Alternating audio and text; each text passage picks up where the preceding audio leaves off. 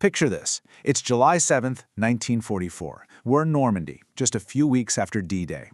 And from a stone tower in this ancient abbey, a German general is looking out over the battlefield. And he's not just hopeful, he is completely convinced he's about to win. That general's name was Kurt Panzer Meyer, and at just 33 years old, he was the youngest divisional commander in the entire German military. And yeah, he was absolutely certain he had cracked the code. He truly believed his position was a fortress, a perfect, unbreakable trap for the Allies.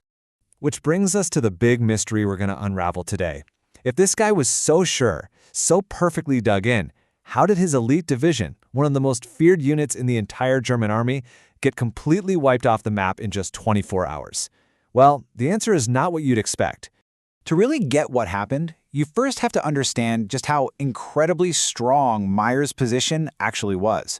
So let's take a look at why he and his men seemed, for all intents and purposes, invincible.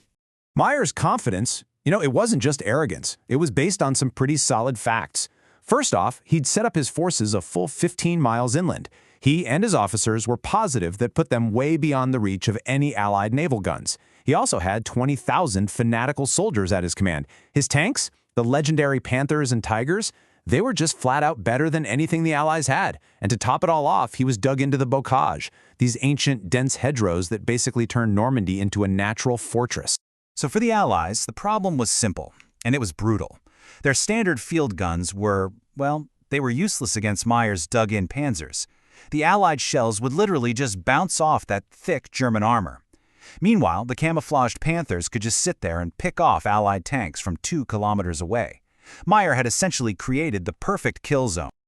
So from the Allied point of view, this wasn't just some tactical problem. It was a bloody, grinding stalemate at the city of Caen. They were staring down what really seemed like an impossible obstacle. For the British soldiers on the ground, trying to use their standard guns against those panzers was, and this is a quote, like throwing pebbles at a vault door. It was demoralizing, it was costly, and it was getting them absolutely nowhere. Something had to give. So if brute force isn't going to work, what's the answer? Well, this is where the story takes a really fascinating turn. The Allies came up with something completely unconventional, a way to, for all intents and purposes, bend the laws of physics. So let me introduce you to the secret weapon. And it wasn't some new fancy piece of tech. It was an old, kind of ugly battleship from the 1920s, the HMS Rodney. But what made this old ship so special? 9 massive 16-inch guns. And these weren't just big guns. These things were instruments of geological change. But hang on a second. Remember, Meyer was 15 miles inland. According to every textbook, every manual, the Rodney's guns couldn't reach that far. So how'd they pull it off? With this brilliantly simple hack. They pumped seawater into the ballast tanks on one side of the ship, making the whole thing purposely tilt over, or list. That simple act pointed the guns just a few degrees higher, and that added miles to their range. It was a crude, dirty, industrial solution to a complex physics problem. But here's the genius of it. That crude hack was paired with incredible surgical precision. Deep inside the Rodney was this thing called the Admiralty Fire Control Table, basically a room-sized mechanical computer.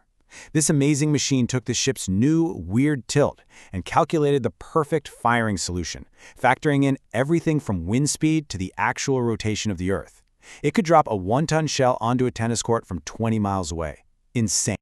Okay, now let's jump back to the battlefield. Because for Kurt Meyer and his men, what happened next wasn't a battle.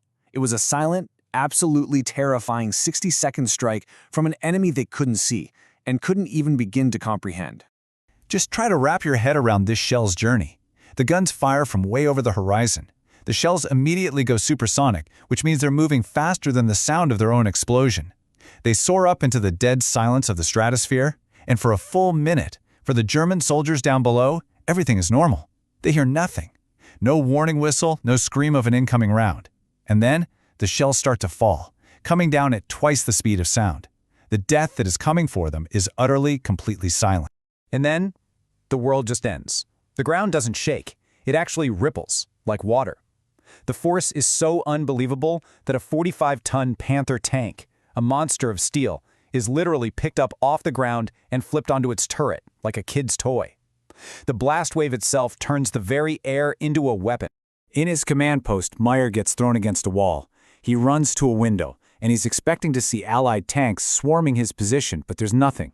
Just the earth erupting in these massive geysers of fire. His men are screaming into the radios, "Where is it coming from?" They're being systematically taken apart by an invisible enemy. And that was the thing. You can't shoot back in a math equation. As the bombardment keeps coming, methodical, relentless, precise, Meyer has this profound realization. This isn't just a battle he's losing. He is witnessing the birth of a totally new kind of war. And it all boiled down to a simple, brutal economic truth. A German Panther tank took 6 months to hand build.